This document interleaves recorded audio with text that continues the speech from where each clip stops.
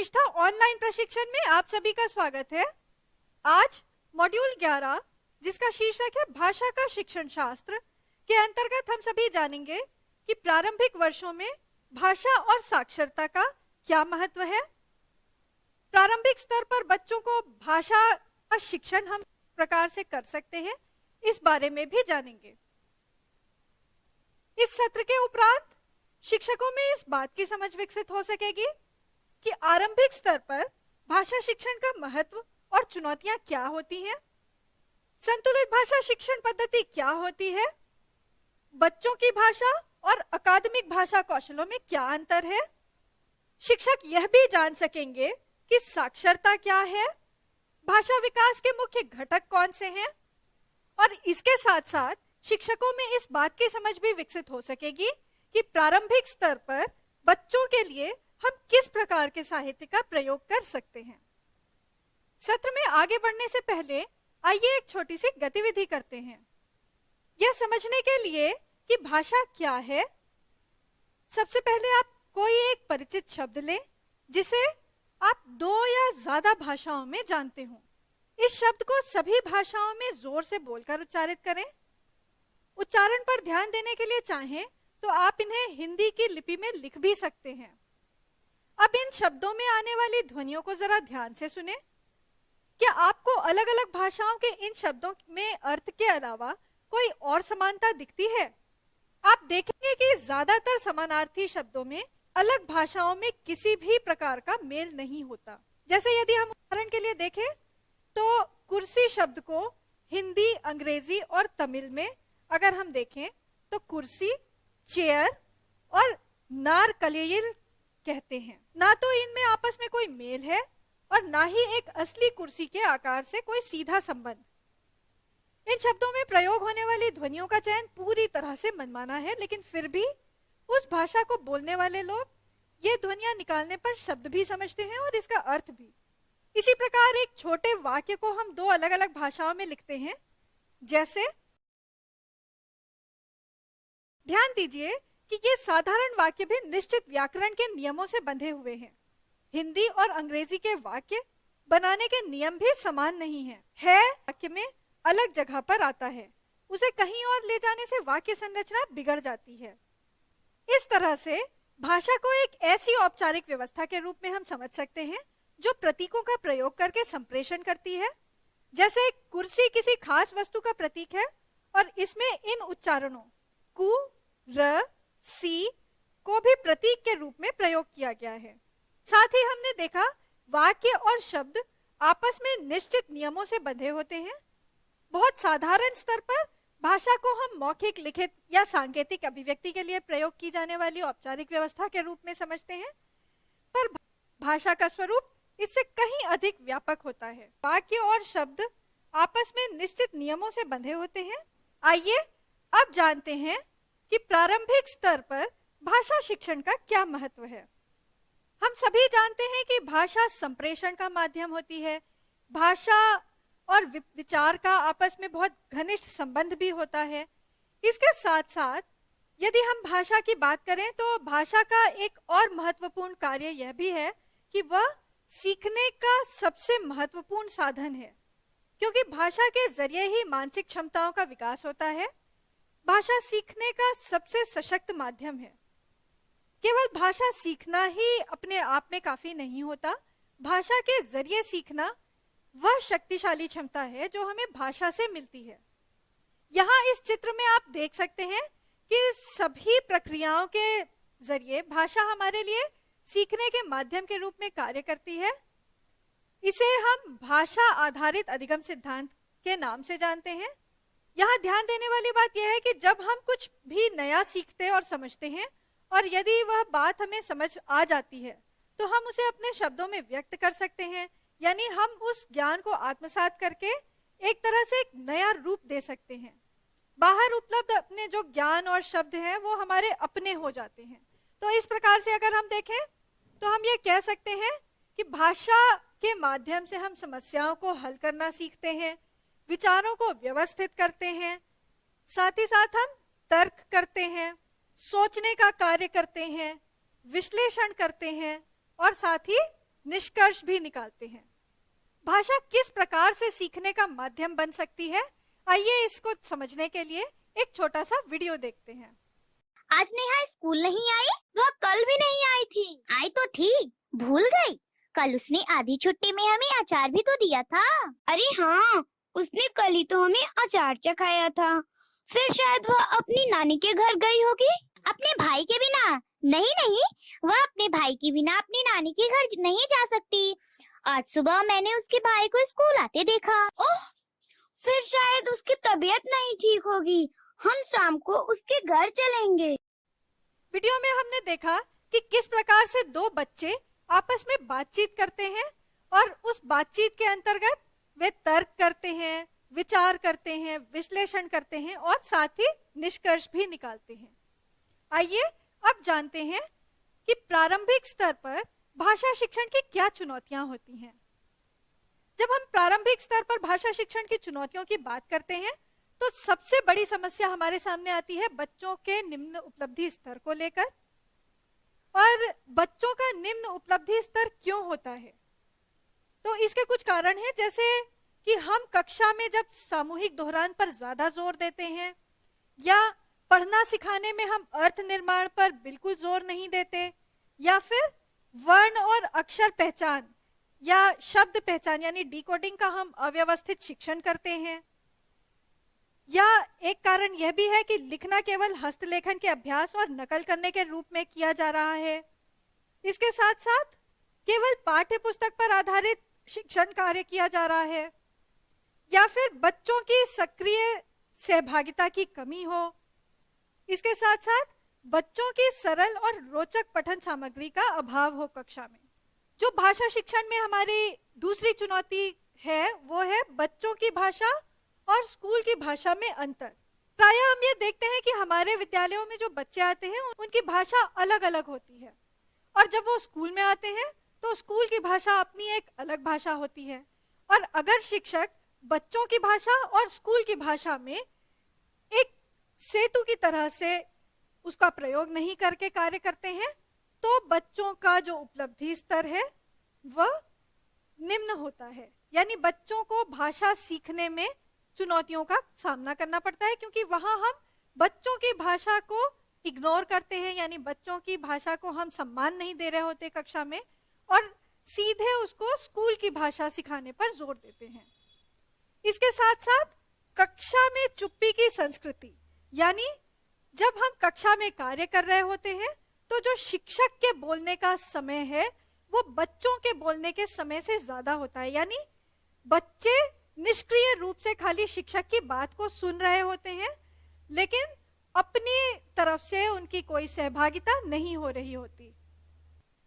इसके साथ साथ बच्चों को पूर्व प्राथमिक कक्षाओं का जो अनुभव है उस अनुभव का ना होना, यानी बच्चे सीधे हमारे विद्यालयों में आए और उन्हें किसी भी पूर्व प्राथमिक कक्षा का अनुभव नहीं होता, तो इस कारण से भी हमें भाषा शिक्षण में चुनौतियों का सामना करना पड़ता है। और इन सभी चुनौतियों के साथ में एक सबसे बड़ी चुनौती हमारे लिए यह भी है कि बच्चे हमारे रोजाना स्कूल नहीं आते।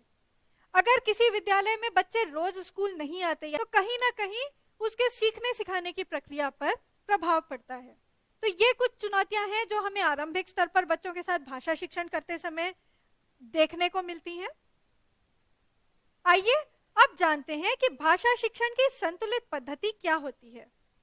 प्रारंभिक कक्षाओं में भाषा शिक्षण की बात करें तो हम यह देखते हैं कि विश्व भर में भाषा शिक्षण के लिए अलग अलग तरह की शिक्षण पद्धतियां अपनाई जाती हैं। इनमें से दो पद्धतियां काफी प्रचलित हैं। पहली है नीचे से ऊपर की ओर केंद्रित और दूसरी है ऊपर से नीचे की ओर केंद्रित। तो जो नीचे से ऊपर की ओर केंद्रित शिक्षण पद्धति है वो है कौशल केंद्रित कार्यों पर आधारित, और जो ऊपर से नीचे की ओर केंद्रित भाषा शिक्षण पद्धति है वो अर्थ केंद्रित कार्यों पर आधारित होती है। जब हम कौशल केंद्रित कार्यों या शब्द पहचान पर आधारित शिक्षण पद्धति की बात करते हैं, यानी नीचे से ऊपर की ओर केंद्रित शिक्षण पद्धति की बात करते हैं, तो हम ये देख पाते हैं कि ये डिकोडिंग आधारित शिक्षण पद्धति होती है। इस पद्धति में पढ़ने के दौरान अलग अलग वर्णों और शब्दों को पहचानने पर या उन्हें डिकोड करने पर जोर दिया जाता है। ऐसा माना जाता है कि बच्चों में पहले शब्द पठन के कौशल विकसित होने चाहिए और तब पाठ को समझने पर कार्य किया जाना चाहिए। इसलिए पहले बच्चों को वर्ण, मात्रा यानी शब्दों के अंश को सिखाया जाता है और फिर शब्द और पाठ पढ़ने का अभ्यास करवाया जाता है। लेकिन जो ऊपर से नीचे की ओर केंद्रित शिक्षण पद्धति है, यानी जो अर्थ आधारित शिक्षण पद्धति है, इस पद्धति में यह माना जाता है कि वर्ण या अक्षर को अलग से सिखाने की आवश्यकता नहीं होती। इसमें जो अधिक बल रहता है वो बच्चों में पढ़ने की लगन पैदा करने, कक्षा को प्रिंट समृद्ध बनाने, बच्चों में मौखिक भाषा विकास के पूर्व ज्ञान और अनुभवों को समृद्ध करने पर दिया जाता है। इसलिए बच्चों को सीधे वाक्यों और पुस्तकों से पढ़ने की शुरुआत करनी चाहिए। ऐसा अर्थ केंद्रित जो भाषा शिक्षण पद्धति है वह कहती है। हमारी प्रारंभिक कक्षाओं में भाषा शिक्षण का कार्य डिकोडिंग आधारित शिक्षण पद्धति द्वारा ही किया जाता है, जहां हम ज्यादा जोर वर्ण अक्षर पहचान पर देते हैं, क्योंकि हम ये मानते हैं कि जब बच्चे वर्ण अक्षर पहचान यानी डिकोडिंग सीख लेते हैं तभी उनके साथ अर्थ निर्माण का कार्य भी कराया जा सकता है। लेकिन जब हम इस तरह से कार्य करते हैं तो हम यह देखते हैं कि कक्षा 5 में पढ़ने वाले कई बच्चे कक्षा 2 के पाठ को पढ़कर समझ नहीं पाते। तो इस बात को ध्यान में रखते हुए हमें अर्थ निर्माण और कौशल केंद्रित इन दोनों ही जो शिक्षण पद्धतियां हैं इन पर साथ साथ कार्य करना चाहिए। और भाषा शिक्षण की संतुलित पद्धति यही कहती है कि दोनों ही पद्धतियां अपने आप में पूर्ण नहीं होती, इसलिए हमें दोनों ही पद्धतियों के जो मजबूत पक्ष हैं उनको लेकर काम में लाना चाहिए। संतुलित भाषा शिक्षण पद्धति में कौशल केंद्रित और अर्थ केंद्रित दोनों तरह के कार्यों पर व्यवस्थित तरीके से एक साथ काम करने पर जोर दिया जाता है। जब हम कौशल केंद्रित कार्यों की बात करते हैं तो कौशल केंद्रित कार्य में शब्द और शब्द में शामिल वर्णों और मात्राओं के शिक्षण पर जोर दिया जाता है, जैसे वर्ण, अक्षरों की ध्वनियों की पहचान, अक्षर पहचान, वर्ण और शब्द लिखना, चिन्हों व ध्वनियों को मिलाकर शब्द बनाना आदि। जब हम अर्थ केंद्रित कार्यों की बात करते हैं तो अर्थ केंद्रित कार्यों में संबंधित पाठ की अर्थपूर्ण समझ और प्रयोग पर जोर दिया जाता है। इसके अंतर्गत मौखिक चर्चा, पढ़कर सुनाना, बच्चों द्वारा पढ़ना या स्वतंत्र पठन और अपने शब्दों में लिखना जैसी कई गतिविधियां कक्षा में बच्चों के साथ हम करवा सकते हैं। तो इस प्रकार से यदि हम इस चित्र को देखें तो हम यहाँ देख सकते हैं कि हमें इन दोनों शिक्षण पद्धतियों में एक संतुलन बनाकर चलना है। और जब हम इस तरह से संतुलन बनाकर चलते हैं तो हम अपनी कक्षा में बच्चों के उपलब्धि स्तर को बढ़ा सकते हैं। यानी हमें कौशल केंद्रित कार्य भी करने हैं, शब्द पहचान पर आधारित जो होते हैं, और हमें अर्थ केंद्रित कार्य भी कक्षा में साथ साथ करने हैं जो कि समग्र भाषा शिक्षण पद्धति पर आधारित होते हैं। आइए अब जानते हैं कि बच्चों की भाषा और अकादमिक भाषा क्या है। जब हम बच्चों की भाषा की बात करते हैं तो बच्चे अपने दैनिक जीवन में जो आम बोलचाल की भाषा का प्रयोग कर रहे होते हैं उसे हम बच्चों की भाषा के रूप में जानते हैं। और जब हम अकादमिक भाषा की बात करते हैं तो वो हमारे विद्यालय की भाषा का रूप होती है। बच्चों की भाषा को हम बिक्स के नाम से जानते हैं, यानी बुनियादी पारस्परिक संप्रेषण कौशल।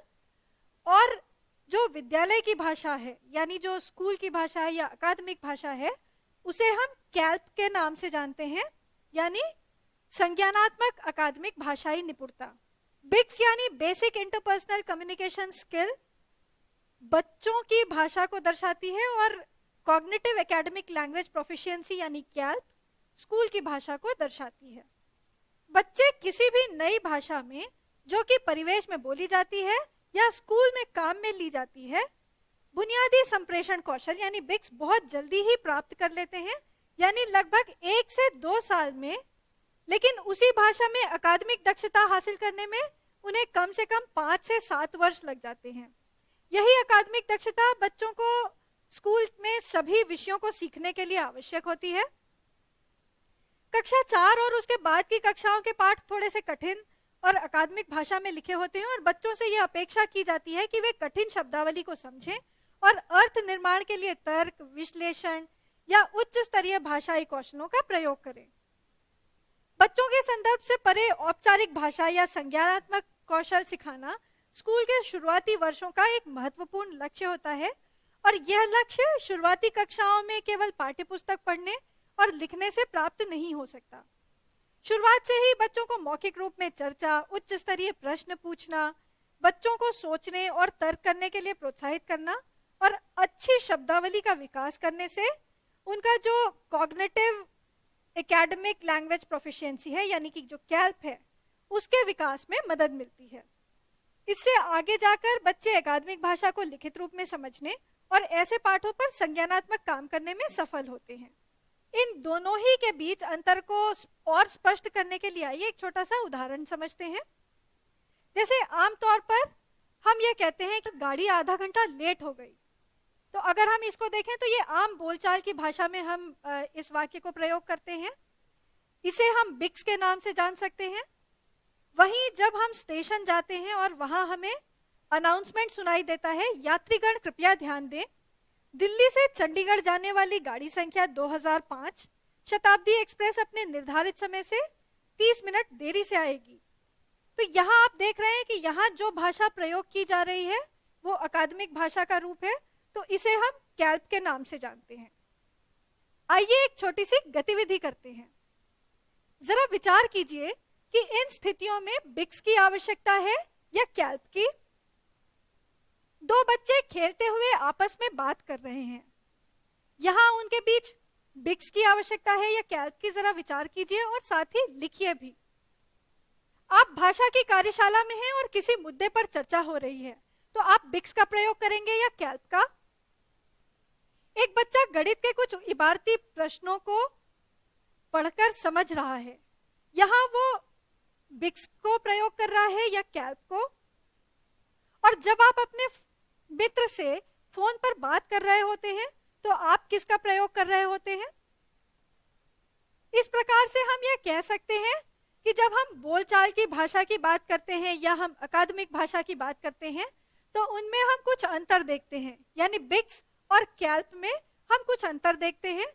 यदि हम संदर्भों की बात करें तो संदर्भ के आधार पर अगर हम कहें तो जो बिक्स है वो पूर्णतः संदर्भ आधारित होती है और वहीं कैल्प सीमित संदर्भ या संदर्भ रहित होती है।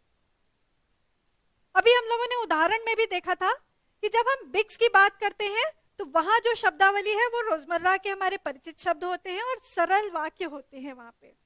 तो जब हम शब्दों की बात करते हैं तो वो अपेक्षाकृत सरल होते हैं। वहीं जब हमने कैल्प का उदाहरण देखा था तो वहां कुछ अपरिचित या तकनीकी या अमूर्त शब्दों का प्रयोग किया जाता है। इसी तरह से जब हम शैली और वाक्य संरचना की बात करते हैं तो बिक्स में जो बिक्स की शैली है या उसमें जो वाक्य संरचना है वो सरल वाक्यों की होती है। वहीं कैल्प में जटिल या लंबे वाक्य होते हैं जिनमें कई अवधारणाएं शामिल होती हैं। जब हम संज्ञानात्मक पक्ष की बात करते हैं तो जब हम बिक्स को देखते हैं तो वहां पर बहुत कम या आसानी से समझ में आने वाले शब्दों का प्रयोग किया जाता है, यानी वहां पे हम संज्ञानात्मक जो मांग है हमारी वो थोड़ी सी कम होती है। जब हम कैल्प की बात करते हैं तो वहां पाठ को समझने के लिए सोचना, विश्लेषण करना, निष्कर्ष निकालना आदि कौशलों की आवश्यकता होती है। तो इस प्रकार से हम ये देख सकते हैं कि बिक्स और कैल्प में क्या अंतर होता है। अभी आपने देखा मॉड्यूल 11 जिसका शीर्षक है भाषा का शिक्षण शास्त्र के अंतर्गत प्रारंभिक वर्षों में भाषा और साक्षरता का प्रथम भाग। इसका शेष भाग देखने के लिए आइए अगला वीडियो देखते हैं।